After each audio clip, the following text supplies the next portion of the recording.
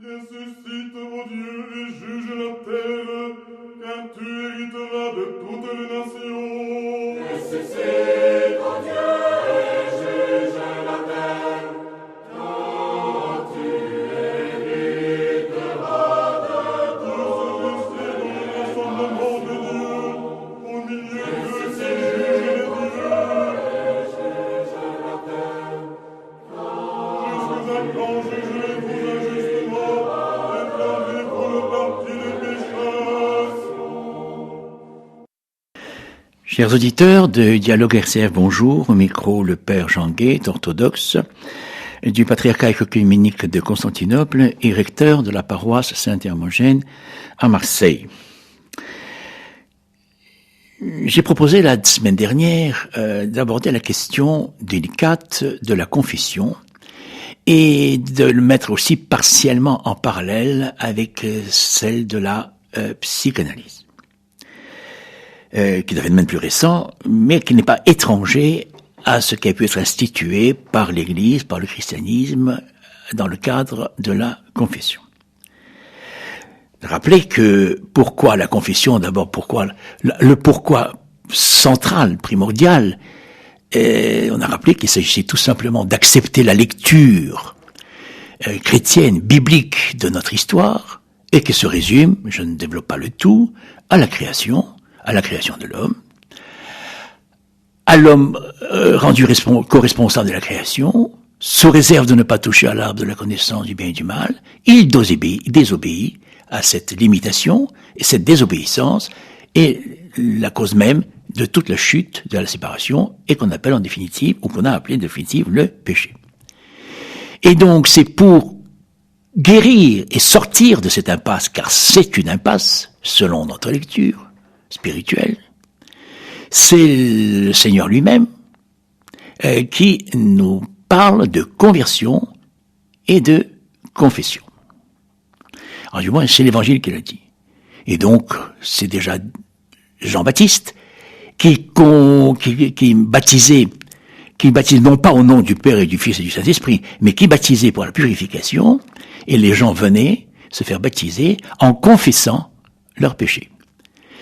Après qu'il fut proclamé, convertissez-vous, car le royaume des cieux est proche, et le Christ lui-même confirme, convertissez-vous, car le royaume des cieux est proche.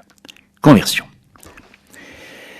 La confession s'inscrit donc dans le principe du repentir, en grec métanoïa, qui est un retournement, qui est une conversion. Et sur quoi doit porter la conversion? Eh bien, en principe, au premier degré, sur le fait d'accepter la lecture biblique chrétienne de l'histoire, d'accepter que nous sommes dans la séparation, que nous sommes dans cette division avec toutes les conséquences, qui sont des conséquences relationnelles, qui sont des conséquences pour notre vie personnelle, individuelle, jusqu'à la mort. Car, il faut le répéter, pour nous, la mort est une conséquence de la chute, de la séparation, du péché. Et donc, accepter cette lecture. Et accepter que, si on accepte cette lecture, c'est accepter que nous avons voulu nous autodéifier. Et que c'est par rapport à cette autodéification, qui est en soi une impasse catastrophique, que nous sommes appelés à la conversion et au retournement. Conversion. Alors ça, il s'agit en fait d'une sorte de renversement inversé, c'est-à-dire une conversion inversée de cette auto-édification pour m'accepter comme créature de Dieu et non plus de considérer je me suffis à moi-même. Et c'est cette acceptation qui est le premier stade en quelque sorte de la conversion et qui va conduire à une expression plus profonde et plus authentique, qui est celle de la confession. Cette acceptation suppose l'humilité. Et l'humilité, eh bien voilà aussi le mot clé de la conversion. Du repentir. Le repentir, c'est de devenir humble, par opposition à l'orgueil qu'a pu représenter l'autodéification. Le repentir n'est pas un remords. Ce n'est pas un regret. Ce n'est pas non plus un sentiment exacerbé de la culpabilité. Je voudrais préciser ici qu'il y a eu une nuance entre le développement spirituel en Occident et en Orient chrétien à propos de cette notion de culpabilité dont tout le monde admettra qu'on la connaît très très bien dans notre civilisation. Sans polémique et sans triomphalisme, la culpabilité telle qu'elle s'est développée dans notre culture vient quand même fondamentalement d'une certaine pensée théologique occidentale et plus particulièrement celle de Saint-Augustin. Cela est en général bien connu. Et en définitive, c'est une sorte de culpabilisation institutionnalisée qui s'est mise en place. Je veux dire par là que pourquoi cette culpabilisation? À cause de la lecture justement de point du départ, c'est que nous sommes chacun d'entre nous responsables de cette séparation, de cette chute, de ce péché. Chacun de nous est responsable. Alors que dans la lecture orthodoxe, orientale, nous ne sommes que les victimes dans les conséquences de la première responsabilité qui fut celle de Adam et Ève, je dirais. Certes, les choses ne sont pas simples, car qui c'est Adam et Ève si on dit aussi en même temps que c'est le genre humain? Mais c'est quelque part au départ que les choses se sont passées. Et nous sommes par contre tous les victimes de cette dérive initiale, d'avoir raté nous sommes les conséquences de cette nous sommes les victimes de cette première désobéissance. Mais nous n'en portons pas la responsabilité, nous en sommes les victimes. Mais il faut l'accepter.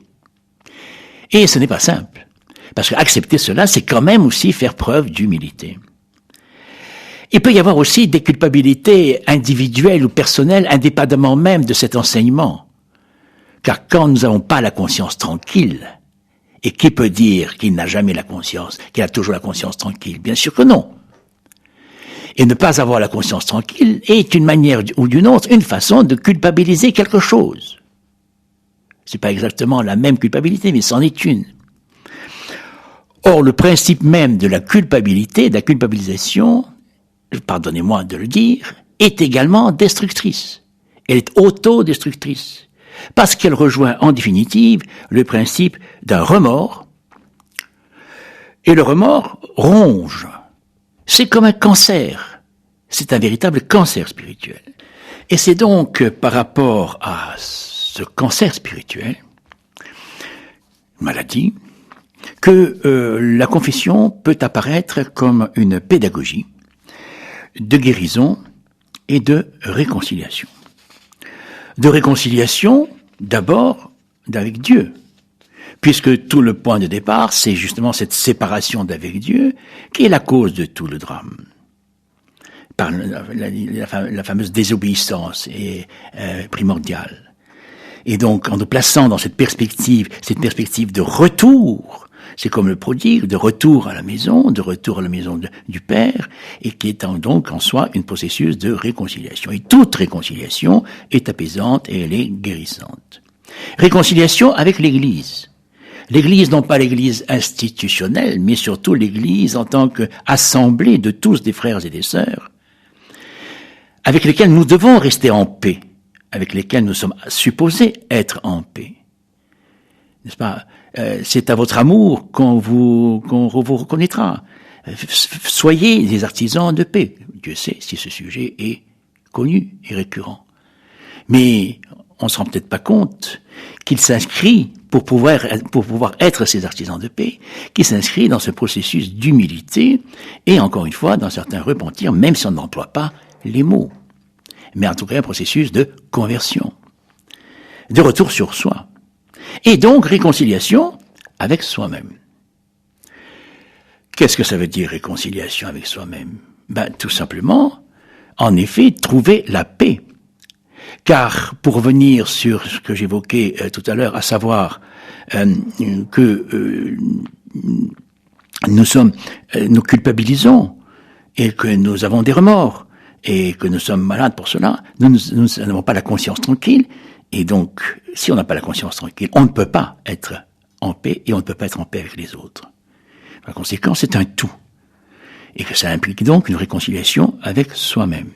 Et contrairement à ce que l'on pense, cette humilité, ce processus de conversion, et en définitive, si on veut bien aller jusqu'à le principe de la confession, mais qui est sur laquelle il faudra revenir, eh bien, tout cela contribue et participe à la réconciliation avec soi-même. Aimez-vous les uns les autres, aimez votre prochain, aimez comme vous-même. Pour être en paix avec l'autre, pour être en paix avec le prochain, pour accepter le prochain, il faut être en paix, et il faut aussi s'aimer soi-même. Qu'est-ce que ça veut dire, s'aimer soi-même? Non pas s'aimer d'une manière orgueilleuse, égocentrique, au contraire, c'est justement l'inverse. Mais de s'accepter, d'accepter sa dignité, mais en acceptant sa dignité, d'accepter sa condition malade, pas à cause de la désobéissance. C'est ça la pacification, c'est d'accepter, c'est ça le repentir, c'est ça la conversion. Et donc nous allons voir la prochaine fois qu'il y a le parallèle qui peut exister aujourd'hui, maintenant, et pour cette raison même, avec la démarche de la psychanalyse, et on verra d'où est-ce qu'elle est venue ou pourquoi elle est apparue, et en même temps de développer un peu, malgré tout, les diverses pratiques de la confession qui ont pu exister. Et c'est la place de tout cela dans le monde moderne et surtout dans notre civilisation ici où nous habitons. Bonne fin de journée, bonne semaine, à la semaine prochaine.